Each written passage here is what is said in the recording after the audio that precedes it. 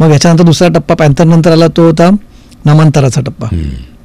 नामांतरामध्ये म्हणजे long march झाला कवाड्यांचा किंवा इतर ज्या मुवमेंट होत्या तिथे. नामांतराच्या वेळेस तुम्ही पण तिथे ॲक्टिव्हली होता. तुम्हाला वाटतं की पॅन्थरची पुढचा टप्पा होता नामांतराची चळवळ? हां, तर पॅन्थरचा जो दुसरा टप्पा होता तो नामांतराची मुवमेंट ही मोठ्या प्रमाणामध्ये उभी राहिली.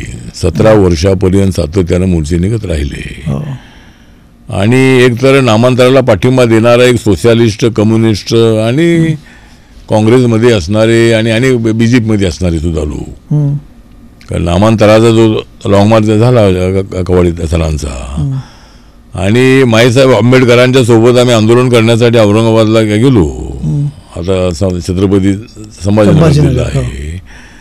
त्या ठिकाणी पोलिसांनी आम्हाला ट्रेनवर उतरल्याबरोबर आम्हाला पकडलं आणि आम्हाला टाकलं या नाशिकच्या जेलमध्ये. प्रमोद महाजन आणि गोपीनाथ मुंडे ते जेलमध्ये होते. तुला BJPचा नामांतराला पूर्णपणे पाठिंबा होता.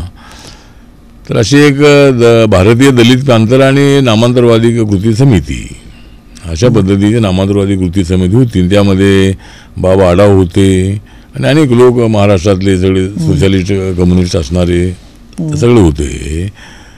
पण भारतीय दलित पॅन्थरचं सहकार्य घेतल्याशिवाय आपल्याला आंदोलन मोठं करता येणार नाही हे सगळ्या नामांतरवादी कृती समितीला माहिती होतं.